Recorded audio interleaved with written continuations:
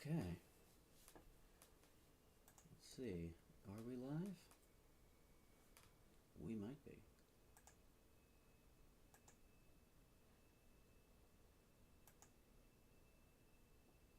It appears that we are.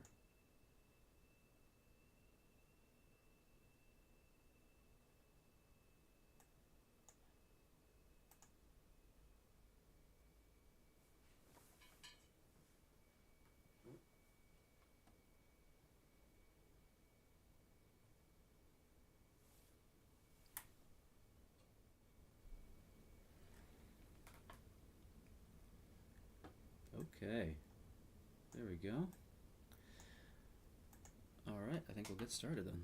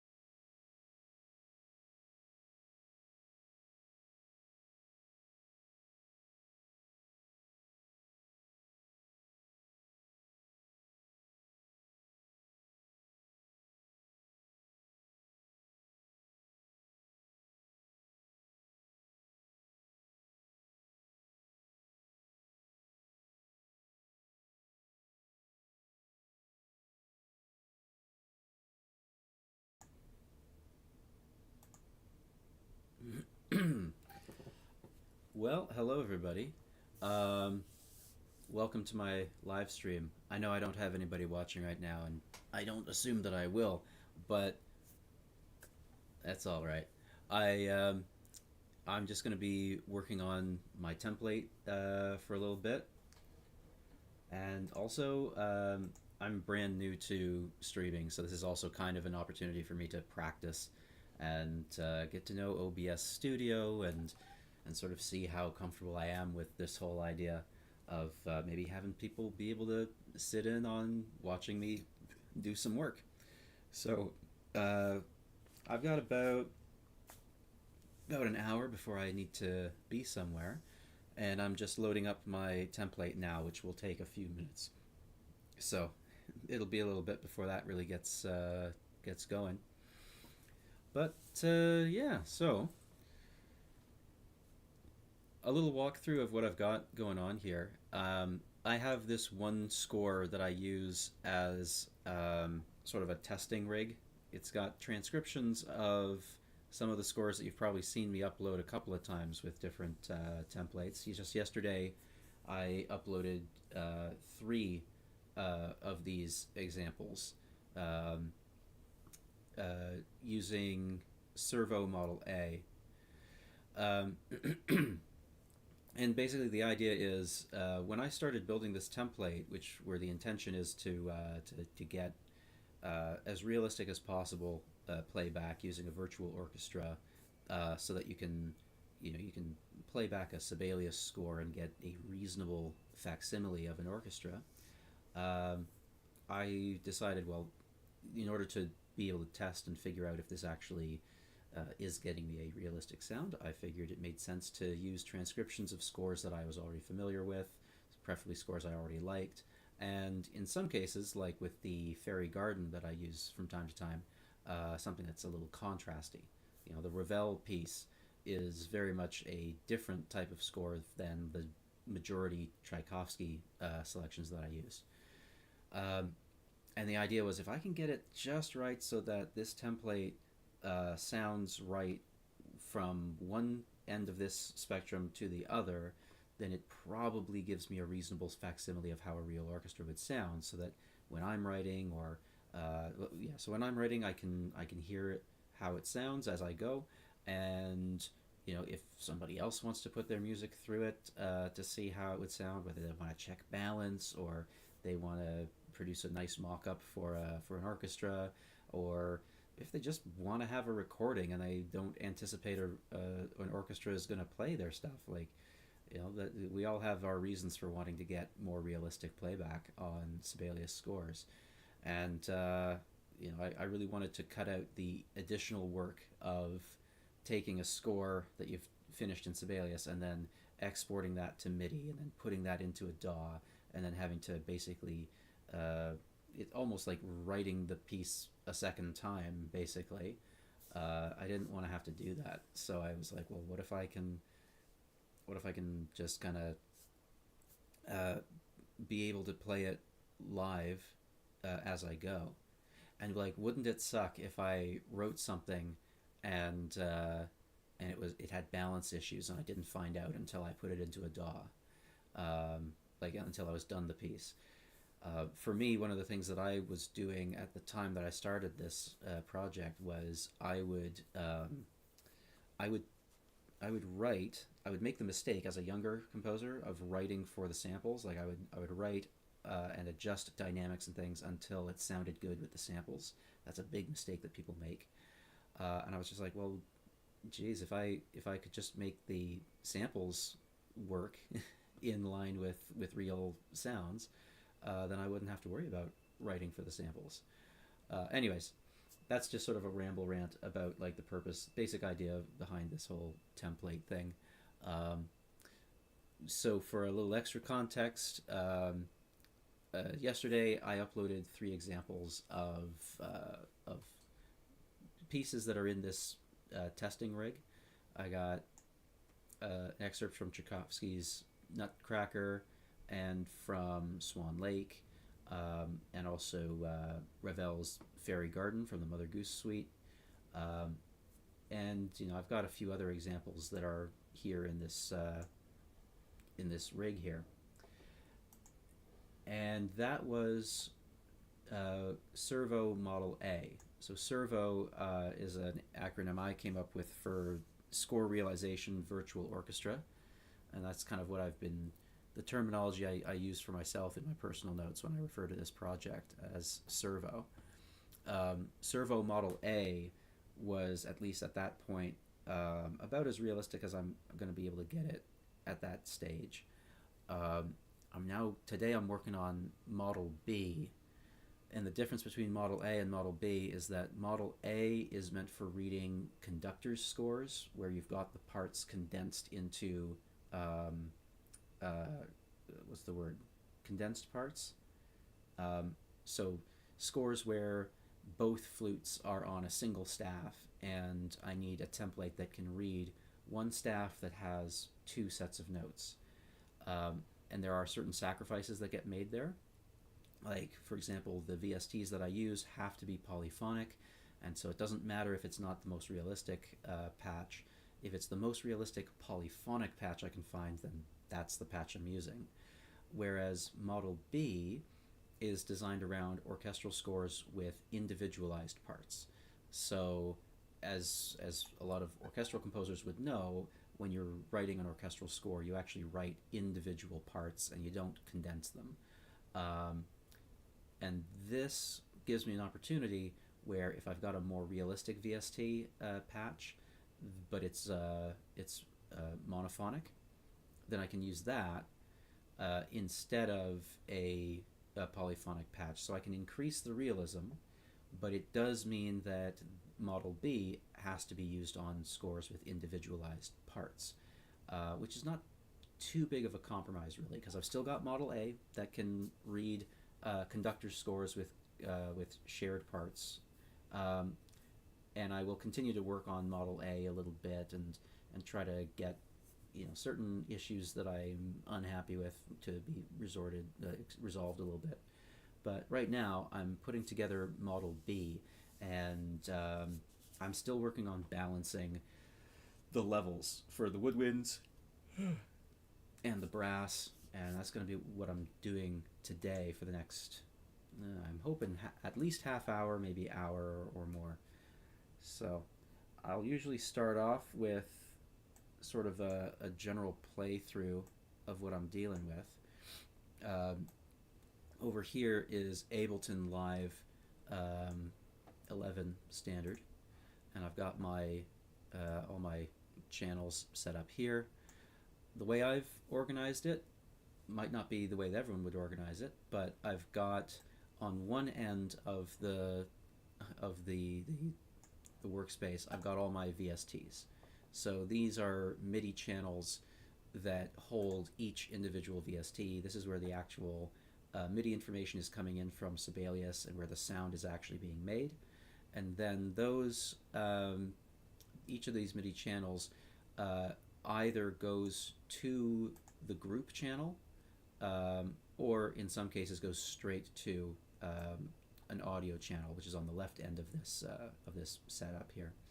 So on the left end, I've got the actual stems and mix. So I've got a stereo track where I can record the overall mix down, and then I've got individual tracks for all my winds, or sometimes they're combined tracks like oboe and English horn, or bass clarinet and bassoon, contrabassoon and contrabass clarinet. I've grouped them mainly by similar instruments that are going to get the same EQing and the same reverb. So I got my winds there, I got my piccolo, my flutes, because I may have multiple flutes. Low flutes, I don't really have any like alto flutes and bass flutes, but I figured I would have that in there. Model A still has like some alto and bass flutes from Infinite Winds, and I figured, you know what, better to have it and not need it than to need it and not have it. So that's sort of a relic from Model A. Then I got my brass, I got a track for my trumpets, a track for my horns, my trombones, my tuba. The bass trombone is actually now on the trombones track, so I can probably rename that. Yeah, I got my percussion, keyboard instruments, which includes technically the harp. I mean keyboard instruments in so much as the patch works like a keyboard, right? You just play it on the keyboard and it's entirely velocity based, and there's no like sustained notes that are going to require a mod wheel. Or in some cases, like the organ, it is literally a keyboard instrument. So it's a loose definition there. And I got my solo strings high, solo strings low, ensemble strings high, ensemble strings low. So those are all of my audio channels. And basically the flow goes, you start in Sibelius, where you've got the actual notes on the score. Those get picked up and interpreted by the playback dictionary, so that sound IDs get triggered by various markings in the score. Then that gets run through the playback configuration, which tells Sibelius where to send each sound ID, or any group of sound IDs that fall under a certain sound ID categorization. And then from there, let's say it has identified a passage as being part of French horn number 1, then it sends it through this device. I have a number of devices loaded, which are actually not VSTs, but virtual MIDI cables. I don't use all of these, but I use some of them in different configurations than others. Those MIDI cables then get picked up in Ableton, where let's see, that's an example here, yeah, where a MIDI channel, like in this case virtual oboe 1, picks it up, plays the VST, then that sound, the audio sound, gets sent, in this case, to an audio channel, W3, oboe and English horn. In some cases, a group of them might get sent to a group channel and then pushed on to an audio channel. But anyway, in this case, W3, oboe, English horn, comes in here. I can do my EQing and my reverb in here and set the levels, so that when I'm doing balancing stuff, ideally I can just fold away the VSTs and just work with the levels on these tracks here. And then if I need to work on like the mechanical functioning of the instruments, I can fold away my stems and mix and unfold the VSTs, and I can open up, you know, the MIDI tracks and the VSTs and the plugins and just tinker with how they're functioning. But if I don't have to tinker with any of that, I just fold this away, and I don't have to worry about clicking something that I'm not supposed to click, and I just work on the actual, like, the shaping of the sound and the levels and so on, and the actual mix. And that's the main thing I'm working on today. I think I've got all the mechanical stuff sorted out, and it's just a matter of balancing things. Now, there is one other thing that happens in this process that I haven't mentioned yet, and that is I use a sound set file that I constructed myself. I use a program called Notepad++, and here it is. And this is basically the coding element of it, where you can use this piece of XML code to create a file that will translate for Sibelius what it is supposed to do when it encounters certain sound IDs. So basically what that piece of XML code does is it says, okay, Sibelius, when you encounter this sound ID, you're going to press this key switch, or you're going to send these MIDI control signals, and you're going to do it in this order, and you're going to set these MIDI controls to this value, or whatever it is that you need to do in order to activate the articulation that you need in the VST patch. So basically, once you know how your VST patch works for that particular instrument, you create a patch name for it, you create a switch type, which is basically the instructions to tell Sibelius how to activate that patch, and then you load that patch into your playback configuration and make sure that there's the correct patch receiving through the channel that that patch has been loaded into. I know the word patch, unfortunately, is getting used to mean two different things. A patch is, in the sound set file, a patch is essentially a label that you can use in your, it's like a program name, basically, really. It's a program name with some simple instructions to explain which sound ID it covers and which switch type it uses. A switch type is the set of instructions that tell Sibelius what to do when it encounters certain sound ID changes. So that's basically the instructions there that are folded into that patch name, which is really a program name. And then the actual VST patch is the actual, the MIDI keyboard that's been paired up with all the sounds that you can play and actually hear a sound on. So anyways, for all of that, so what I usually will do when I'm starting off a session is I will start off just by playing from the beginning to hear how it's sounding, and then I'll just kind of point out the things that I think are not sounding quite right.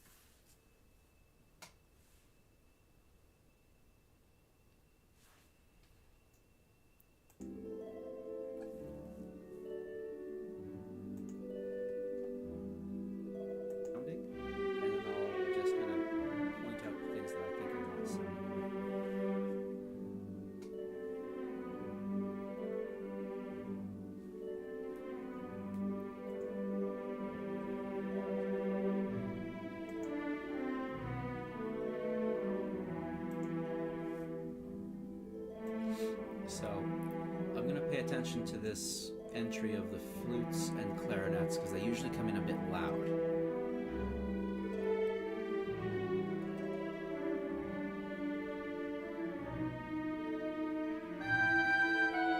It's a little loud. Yeah. Now I won't just stop there.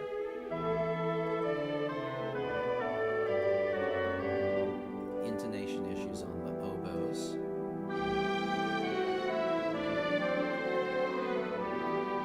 Sort of hear the English horn over those strings there.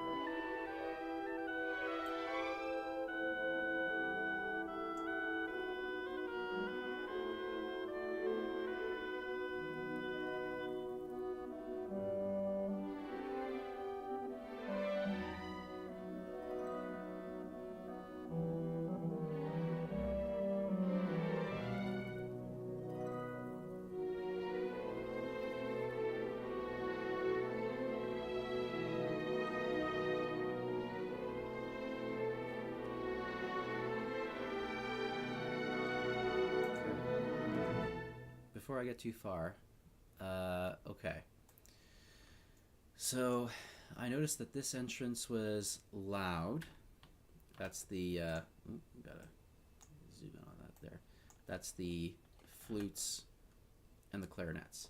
Now the problem here is I know that in other snippets where the clarinets are playing, they're a little too quiet. So I have to be careful to try not to pull the clarinets down too much. Maybe I can pull the flutes down a little bit.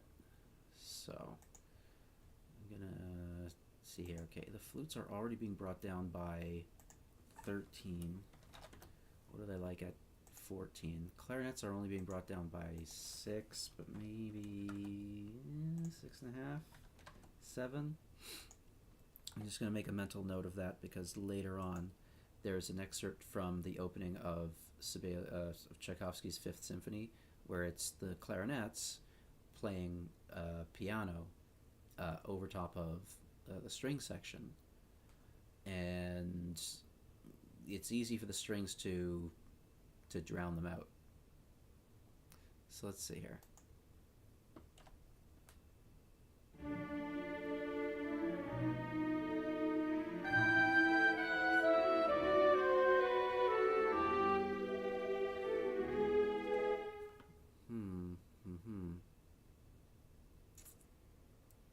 What is their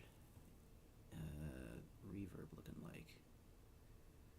flutes apparently don't have a reverb.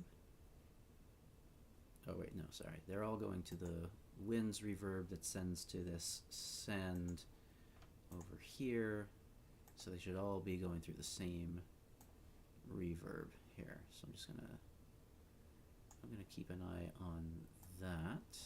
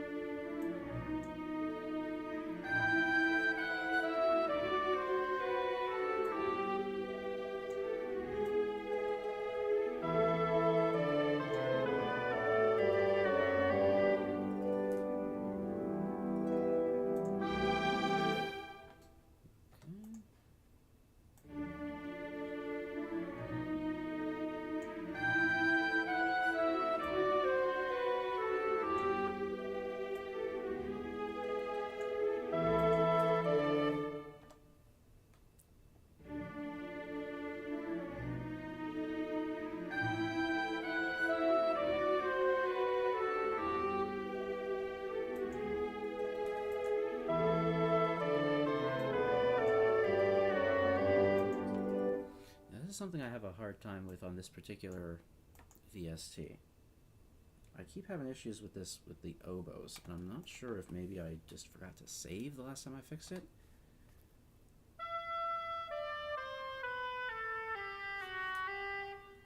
Okay, that sounds fine.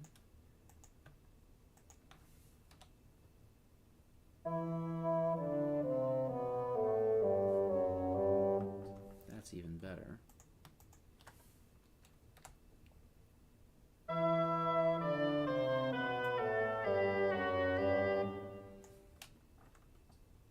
Seems a little imperfect. Any other instruments that we're playing at the same time that could interfere with that? No.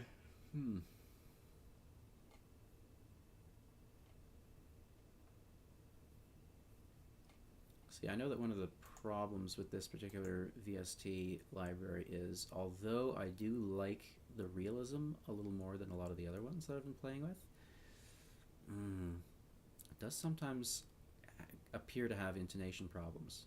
I think it's because they worked really hard at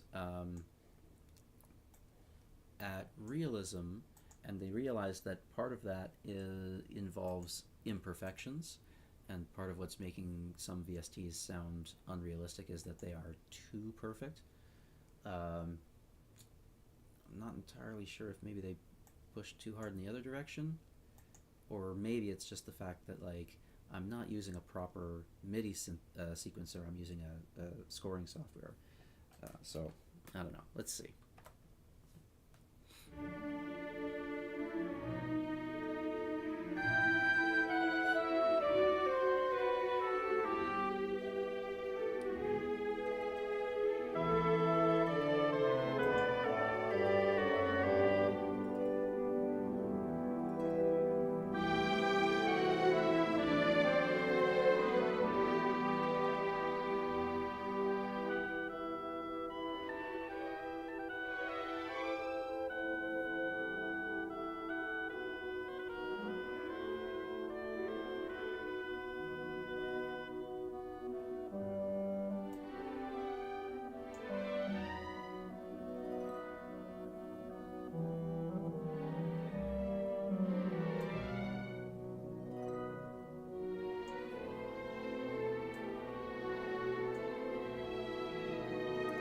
This is where we start to hear the brass coming in more, and that's not really what I'm focused on just yet. So I know there's going to be problems with the brass, just forewarning.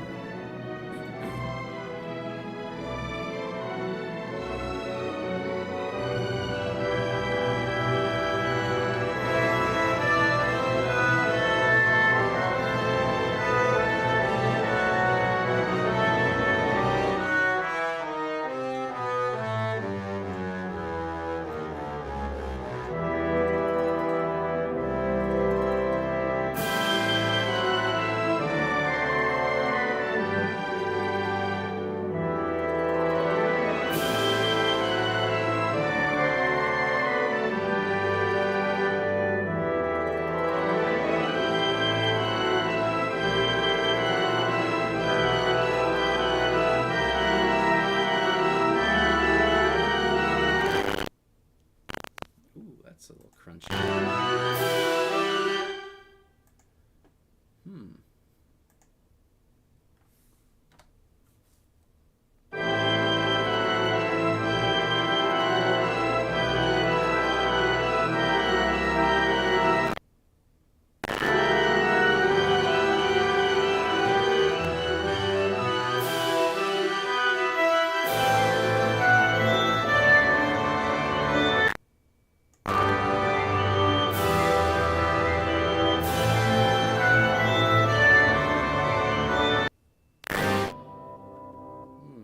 I don't know if you guys are hearing the same thing I'm hearing, but I mentioned earlier I'm very new to streaming. I'm wondering if maybe my sound card is starting to reach capacity for what it's capable of doing.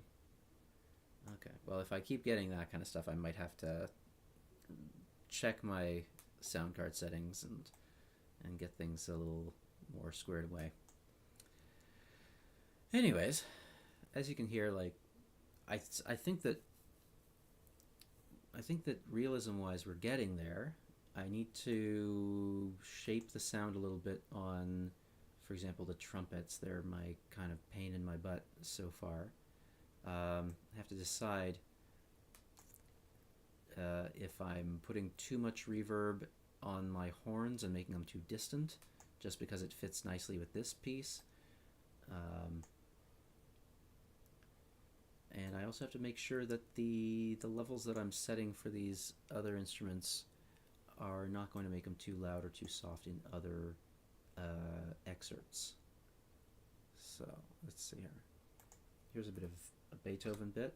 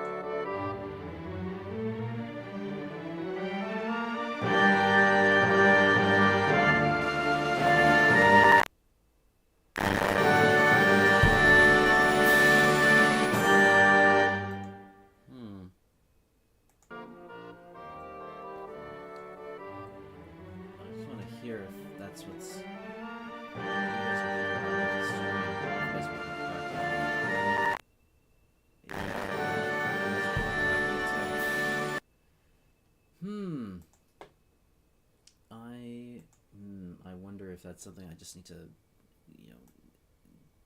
do better on my. Oh, almost disconnected there. Yikes. Yeah, I wonder what it is. Oh, you know what? I'm gonna switch to a different mic.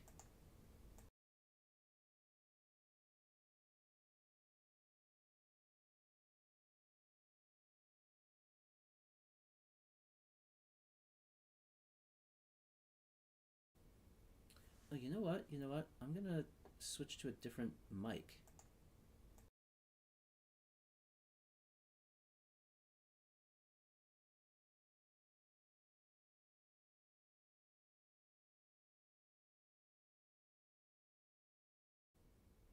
Oh, you know what?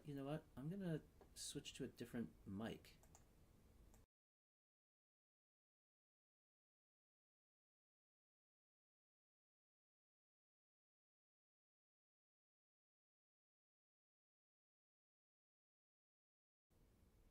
Oh, you know what? You know what? I'm gonna switch to a different mic.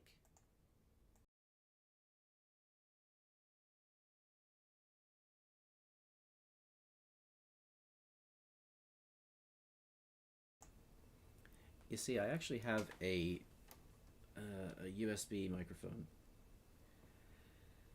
and maybe having this. You see, I have a condenser mic over here, which is what I'm speaking into now, and it's going into my external sound card, and I wonder if maybe that's part of, maybe it's just putting too much load on my sound card while also trying to do all this orchestral stuff. So maybe if I go to my USB mic, maybe that will help. But, you know, can't seem to get that working just yet, so that's okay.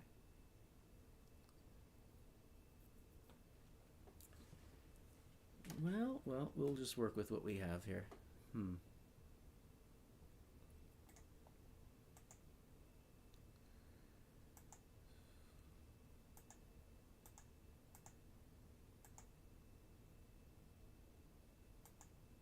Hmm. Okay.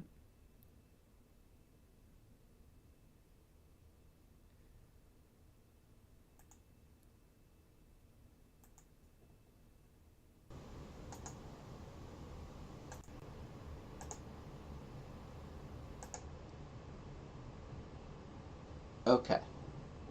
Okay. I'm gonna try something real quick. I just want to see if this is gonna make my USB mic work. Hold on a second.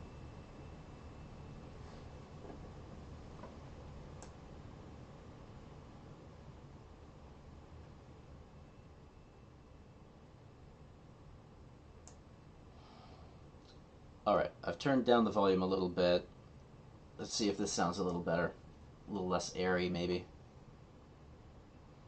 It's on a delay, so I'm just listening to the stream on a different screen and just seeing, like, does this sound right or not.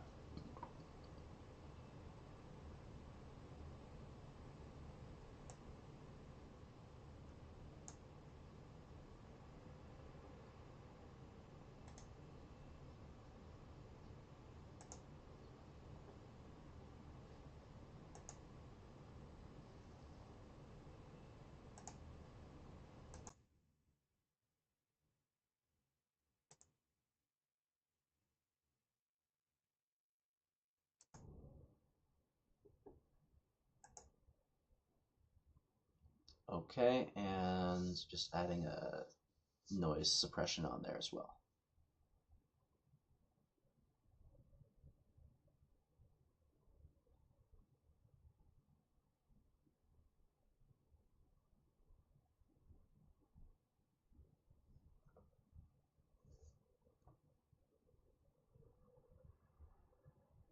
All right, that seems to be doing the trick.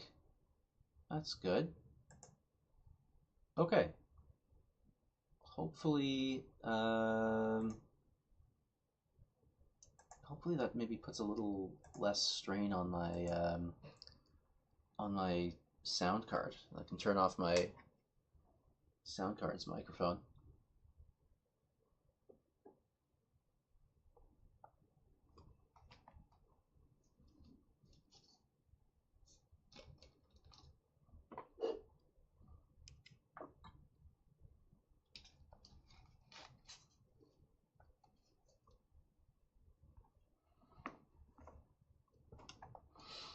Oh, so many lessons to learn today. Okay.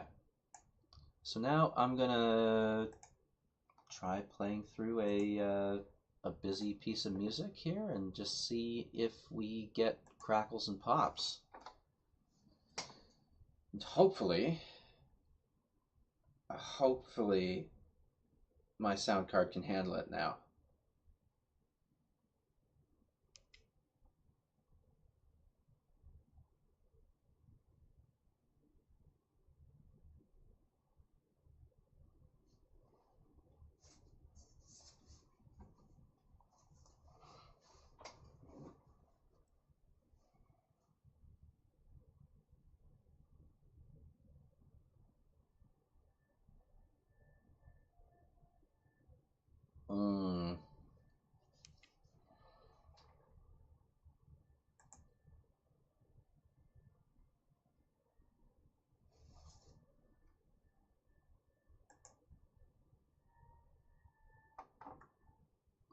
Still getting crackles and pops.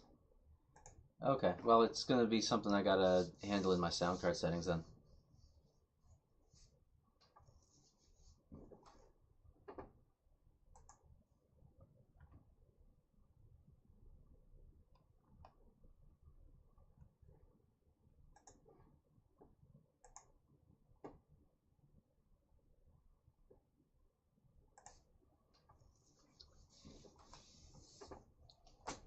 Yeah, I'm still new to this, so yeah, sometimes I'll forget to turn on the desktop audio, which is what enables you to hear what I'm hearing.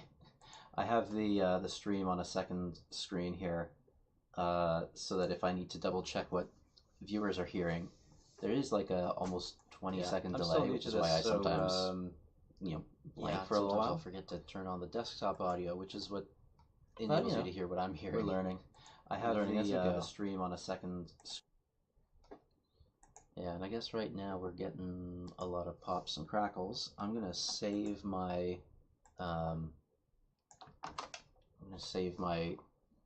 playback model there, which will take a minute to actually properly save, because it's pretty big. I'll save my template as well, and then I will take a look at my sound card settings and see if I maybe need a little more larger buffer size or something. Because I would like you to be able to hear what I'm doing, and I would also like to be able to hear what I'm doing as I go without big pops and crackles. And I think that was only really happening today, so I think it has something to do with the fact that I'm streaming while I do it.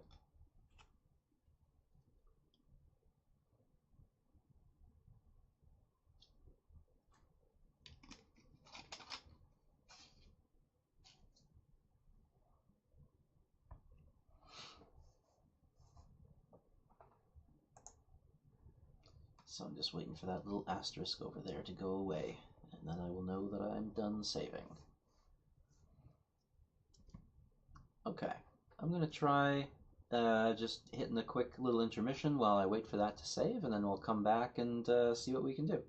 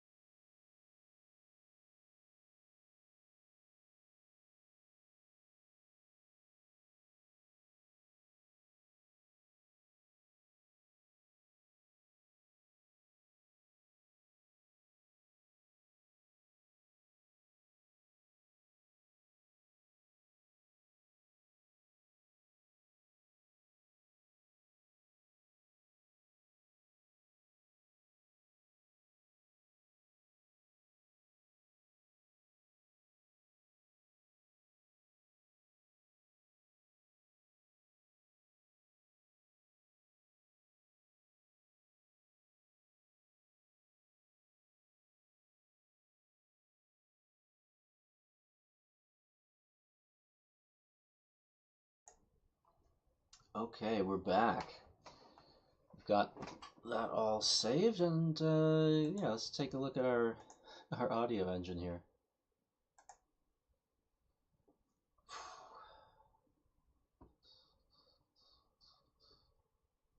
Yeah, I think we're doing okay.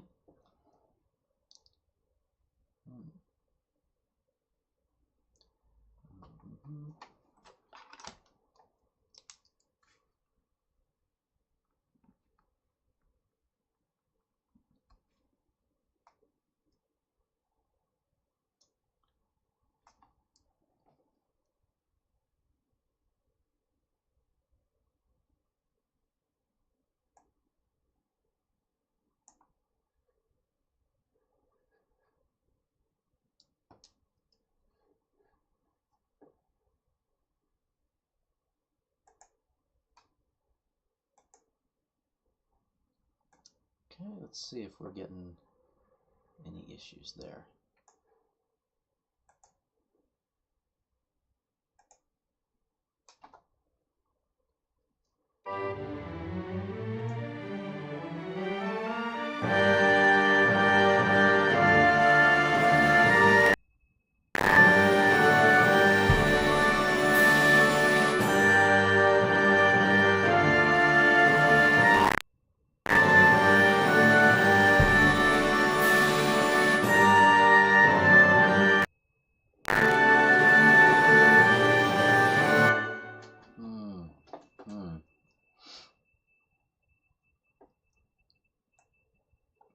Yeah, still getting tons of pops and crackles.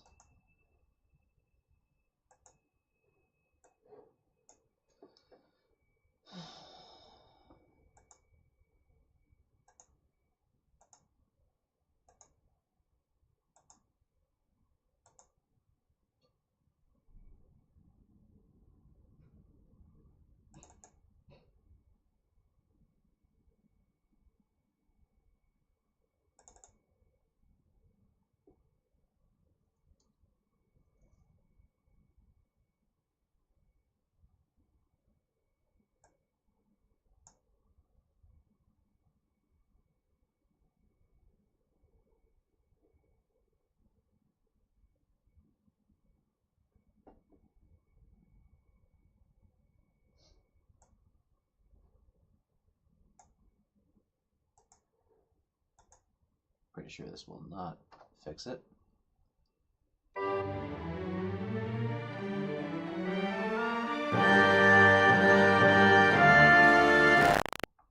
Yeah, no.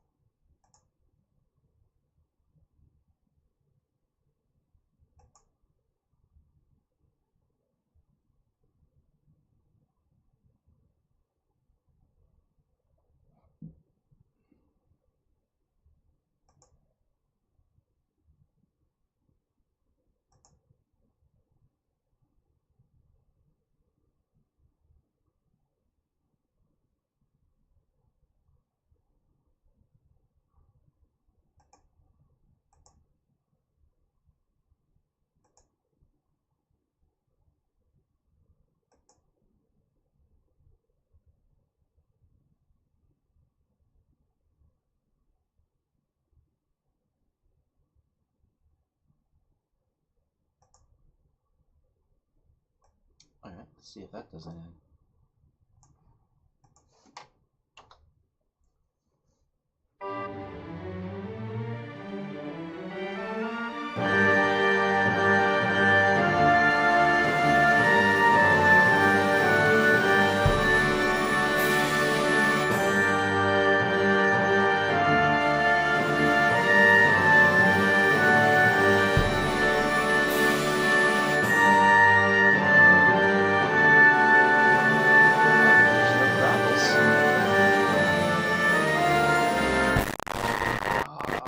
I spoke too soon.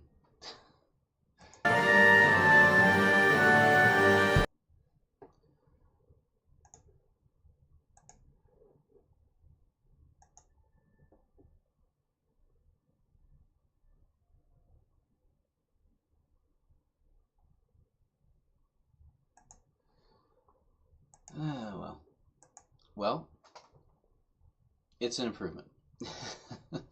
And like I said, this is very, very much just like my first time ever doing this, and I'm seeing how viable it is, whether it is or isn't. And I am working on, like, this is probably one of the busiest parts of the template here, so there tends to be a lot of issues here and there with the sound card when I play through this part. So yeah, let's see, what else can we do? Does changing a driver type mess up what you can hear when I stream? Issues here.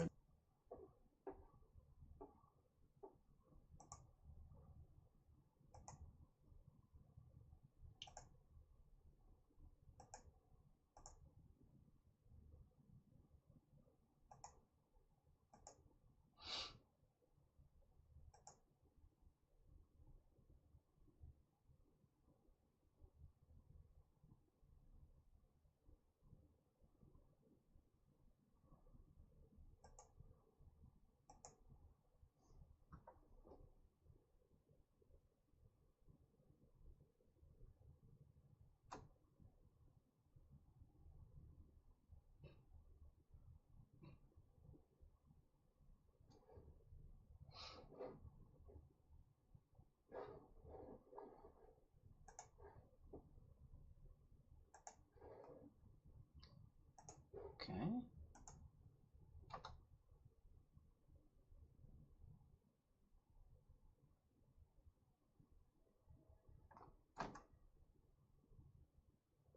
That's very bad.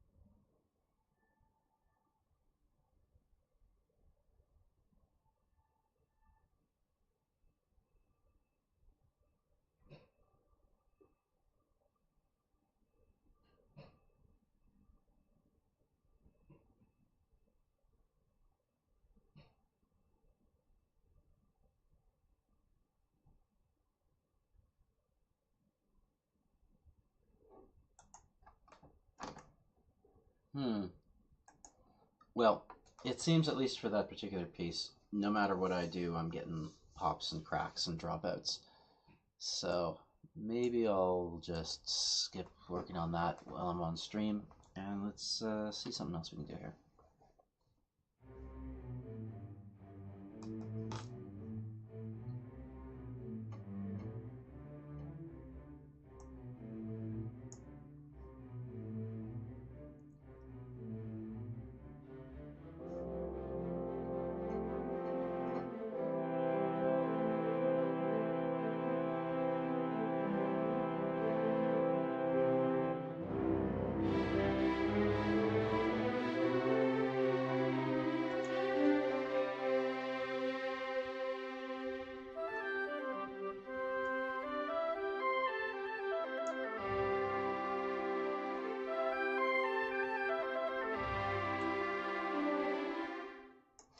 See, okay, I kind of like how the winds are sounding there. This section is a little bit of a challenge because I think the horns and bassoons are too loud. They're kind of drowning out what the violas and cellos are trying to do here. And even though they are at forte here, but then in earlier parts of the template, like in the Nutcracker part, they're kind of quiet. But like over here, when they come in with their entry, this sounds almost too distant.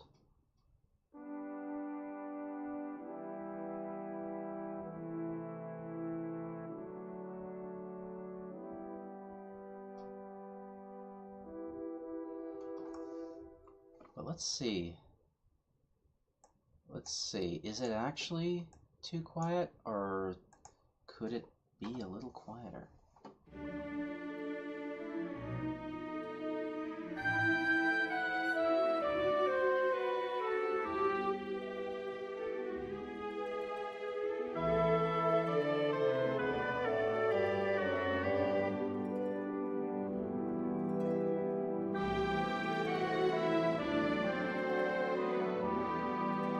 It sounds pretty quiet.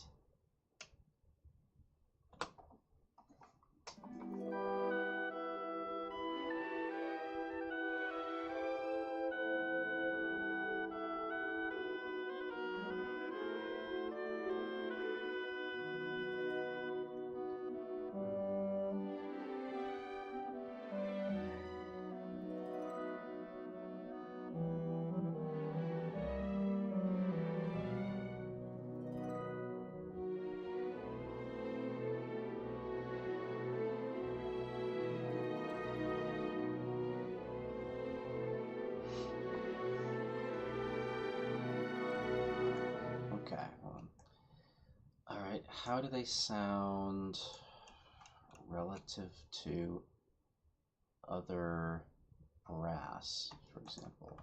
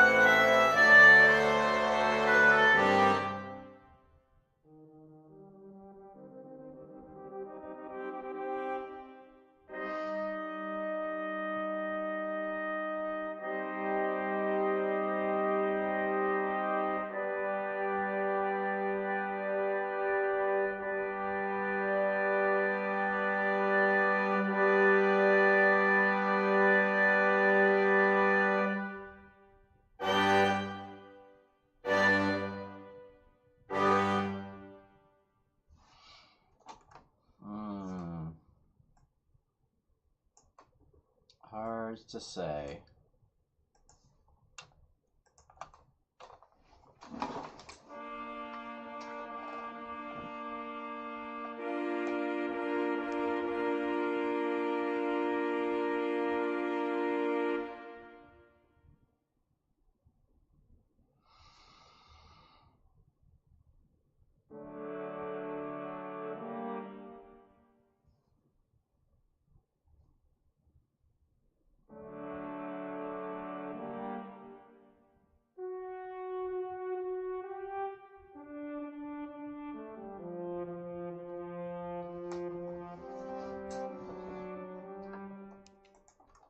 Okay, maybe I can make some compromise on these.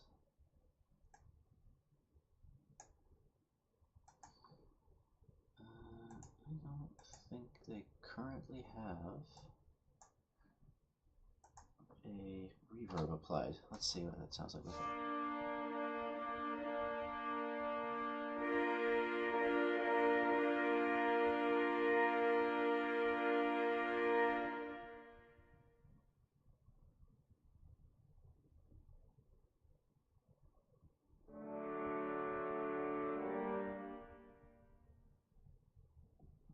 A little bit of artifacting.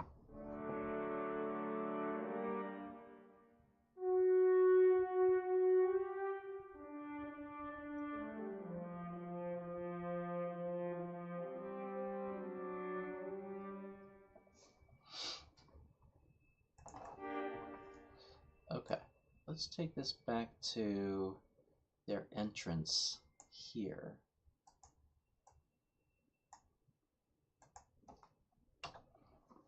Let's see, are they too quiet there?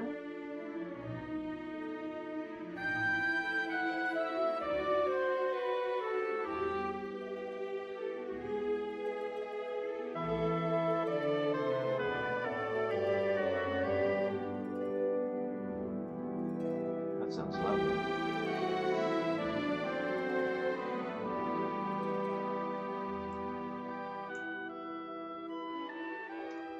Okay. Let's take it back to Sibelius. Was it 73, I think it was, or?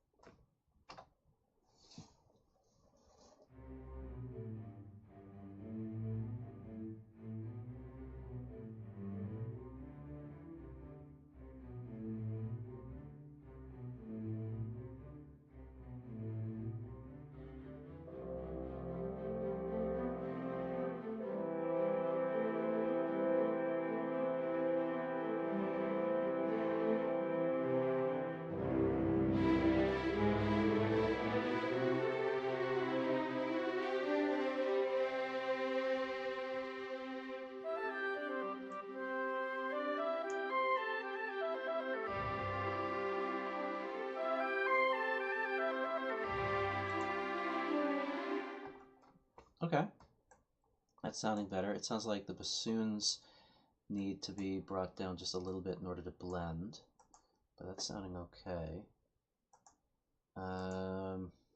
Bass clarinet and bassoons is already tuned down to -12. Maybe just the bassoons can be turned down a little bit.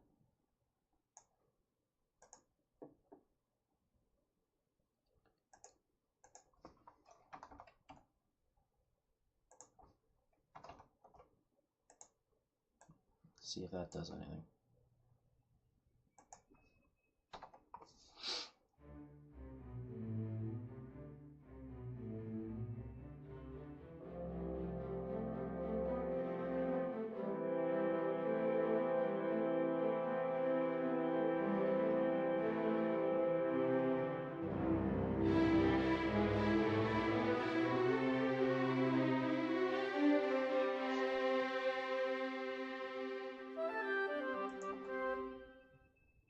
Let's try this more like, let's overshoot it and do -4 on the bassoons.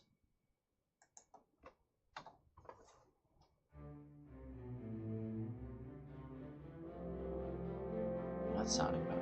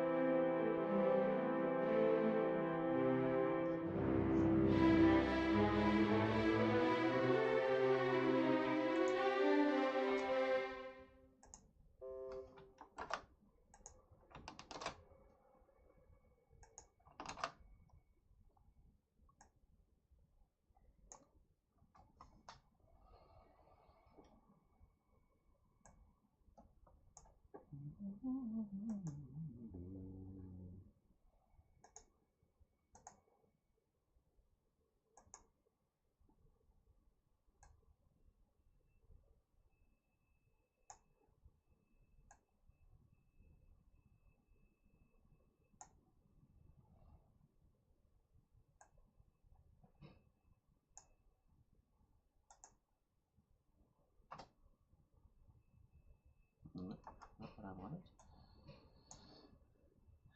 But you know what? Let's just do it there.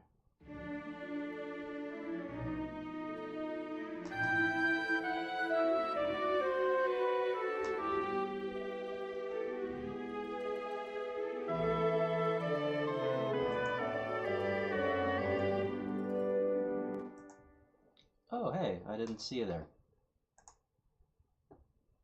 Thank you very much. I'm glad that I was able to help you out. There was a few folks who were mentioning that at the time. Yeah, and as you can see, it helped me out a lot too. I've kind of overgrown that into a really big, complicated project here. But yeah, thank you. All right, let's see how the wind's entrance here sounds now.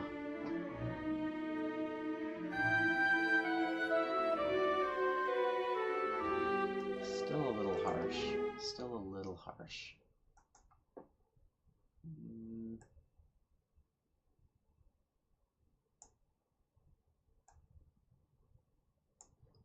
Oh no.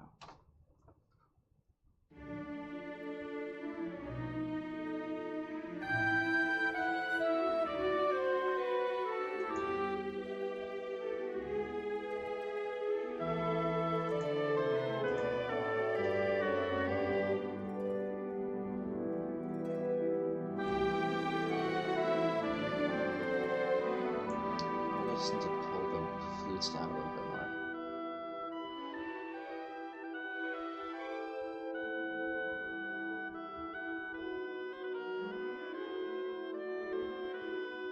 Sound clear enough?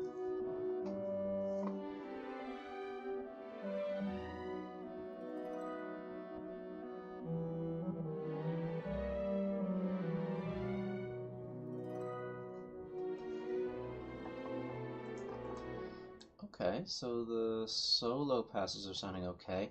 Maybe it's just the flutes. Maybe I just need to bring the flutes down a little bit.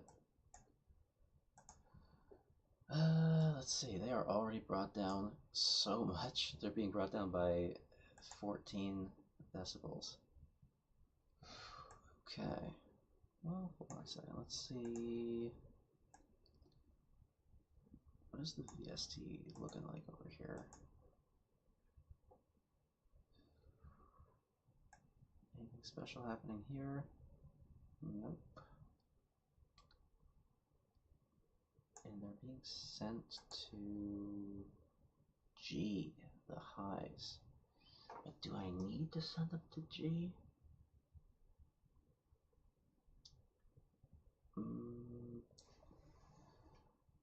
What if I just turn off that particular bus and see if it changed anything?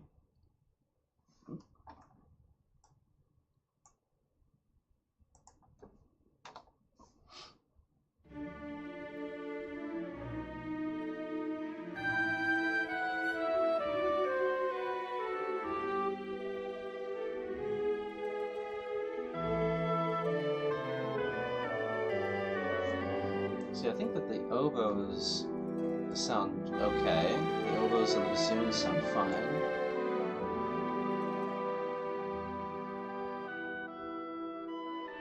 And I don't want to turn the winds down too much more, because these soloists are sounding fine. So the only thing that's really loud is the flutes. Now, I guess I could just pull them down a little bit.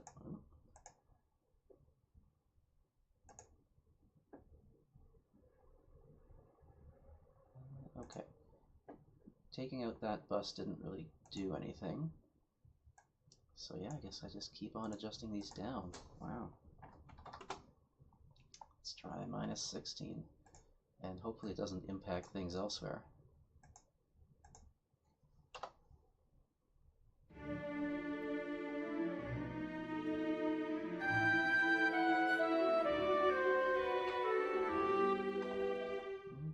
Still pretty loud.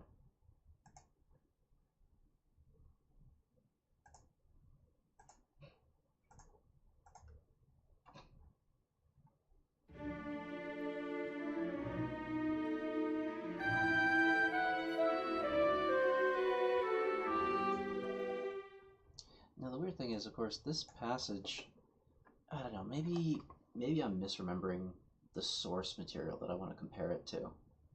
Because it's in a high part of the register, it's fortissimo. Maybe it is supposed to pierce a little bit. So let me take a look at other places where the flutes come in and see, am I turning them down too much maybe?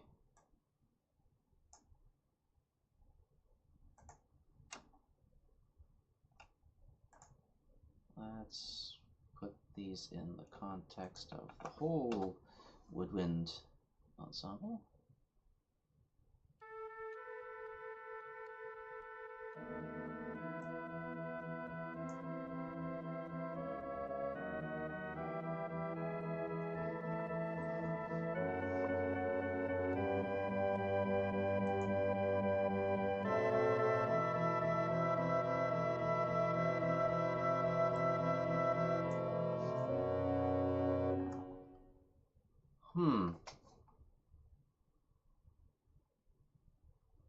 A lot of that passage did not sound right.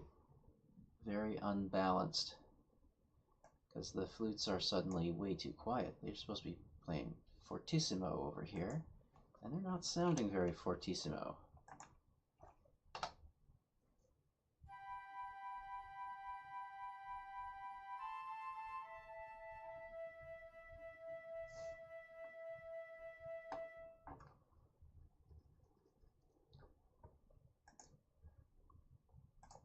Okay, so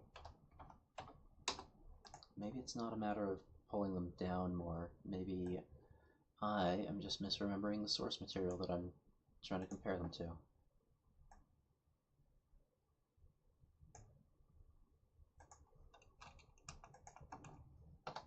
And while I was at it, I was noticing these sections are sounding a little unbalanced.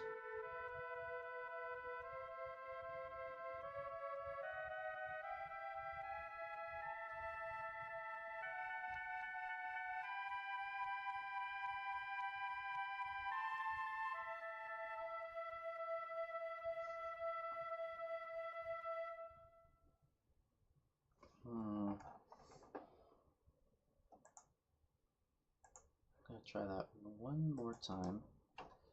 I'm just gonna reset the limits here. I just want to see how close are they into, as far as like their actual levels. 33, 33.8.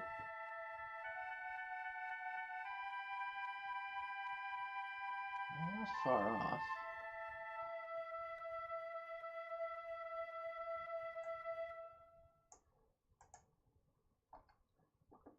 But I almost feel like the flutes could be a little louder there, actually. Just a touch.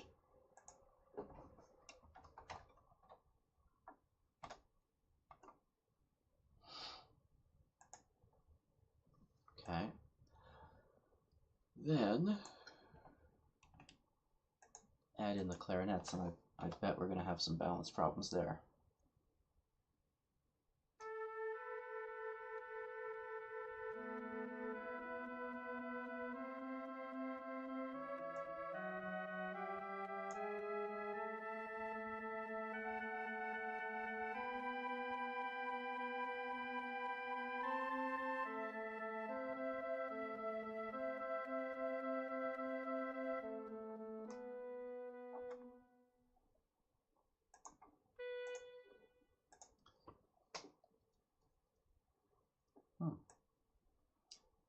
There is something weird about the fact that these are supposed to be like fortissimo passages, and they sound kind of restrained.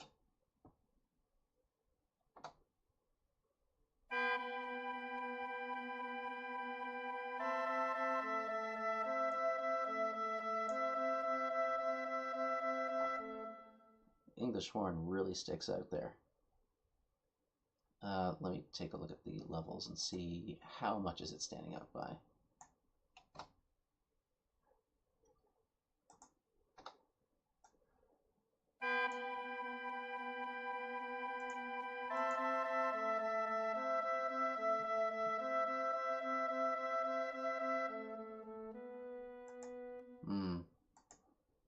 Quite a bit. So I can go over here, take a look at these English horns here. I'll try that again. It's going to be a little, well, I'll compare first oboe with first English horn.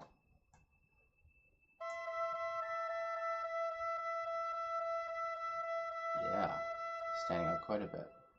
This is only coming up to minus 28. This one's coming all the way up to minus 13.2.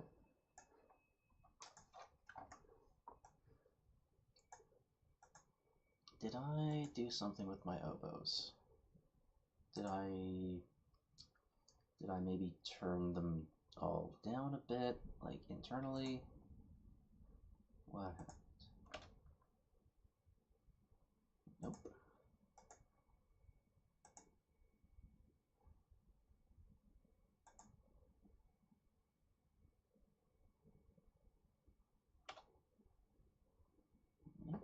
Okay.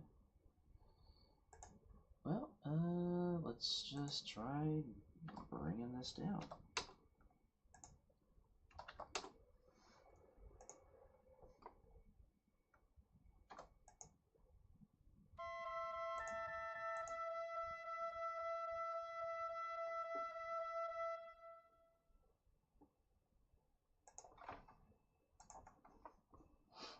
That sounds a little better.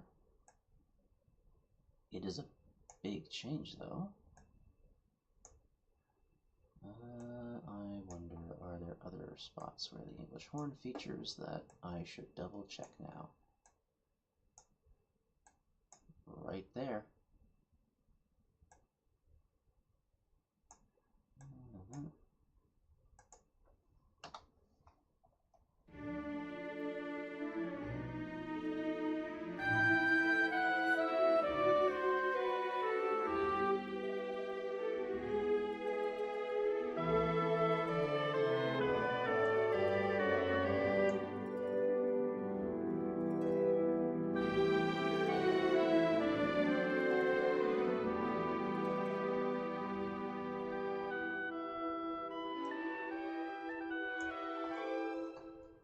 Okay, yeah, I do remember this stood out a little bit before, and now that I've knocked that into place, it seems to be sounding okay.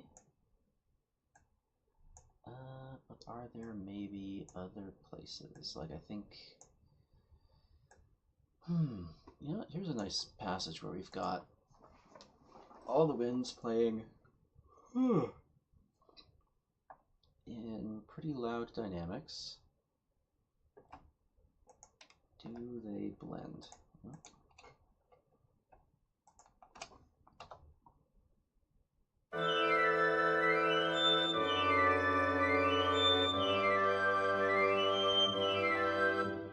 Okay, maybe take that out so I can hear the chords.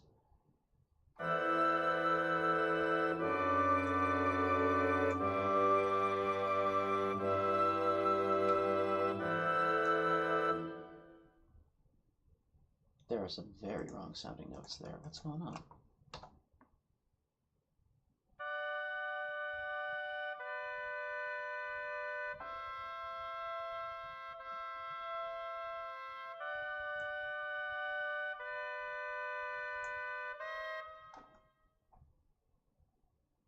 That sounds wrong.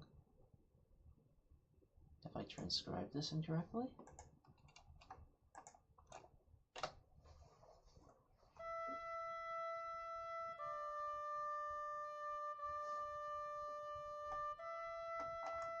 That sounds right.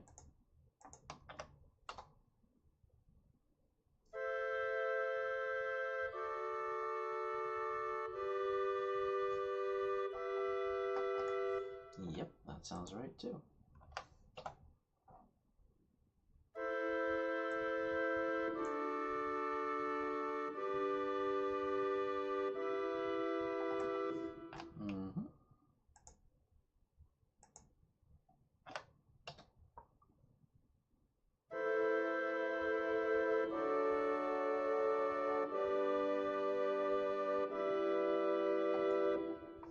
It's all sounding good so far. And the contrabassoons.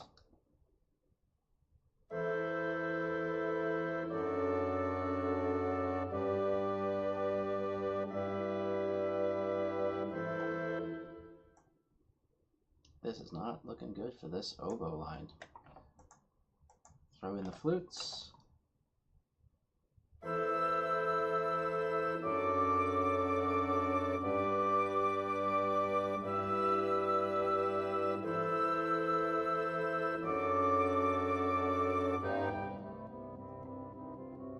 Flutes do sound loud though.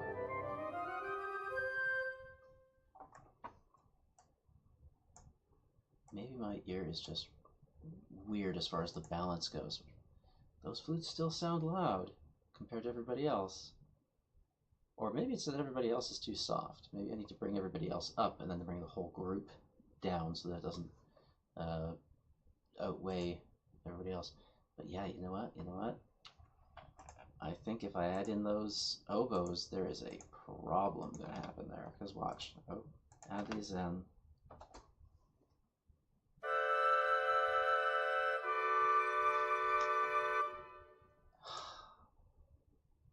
I must have transcribed this wrong.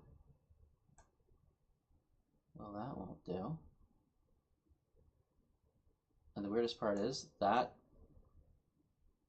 dissonance, I think that means that has been there in past iterations of this recording, and it just I didn't even hear it. Well, gotta make a note of that.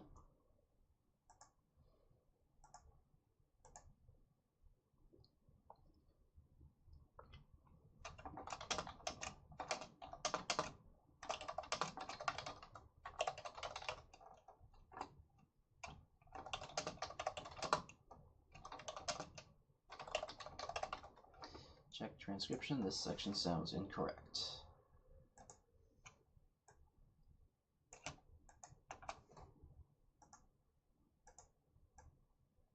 I'll highlight that for myself so that I don't forget next time, because we are drawing close to the end of our streaming time here, and I won't be able to fix that right now. Okay, so far the observations I've made is, okay, I've applied some more reverb, some more distance to the horns, which seems to have worked okay, and it hasn't had negative impacts in the areas where I was worried about. Okay. The flutes still sound a little too hot, a little too loud, but I haven't decided if I just need to bring them down further, because they're already being brought down pretty far, or if I need to bring everybody else up to match them, and then bring the whole group down so that it doesn't, isn't super loud. Still haven't really touched the brass. I know that, so I dealt with the horns today. They're sounding pretty good. I need to deal with the trumpets. That's my biggest thing for next time. Because the trumpets, I've always had trouble with trumpet sounds, and I just happen to have come across a VST that I like for trumpets right now, and I'm still, even then, I'm trying to fix a few little things. It sounds a little too, what's the word? Not so much present. It sounds like it's been recorded on a cheaper mic or something, or it sounds a little too much like just a dude in a room, and I need to sort of soften that sound a bit. It's going to be mostly messing with EQ and reverb, probably mostly reverb. And then same kind of thing with the trombones. Less of an issue with the trombones, but I just want to make sure that I'm getting a realistic sound. They are also the same company that made the trumpet one. I think I have less of a problem with them, but they do sound a little bit, dude in a room as opposed to professional in a concert hall. And I think a big part of that's going to be managing the reverb. So I'll work on that on the next session. Yeah, I think that's where I'm going to leave it for today. It is 4:39, and I need to get myself packed up and get ready to go elsewhere. So I'm going to save that. And yeah, I'm gonna call it a day on the stream there. Thank you for tuning in. I appreciate you taking the time to sit in and work with me. And I hope that I'll be doing more of these live streams in the near future, and folks can see what I'm doing. So thanks again, guys. Have a great rest of your day, and yeah, see you next time.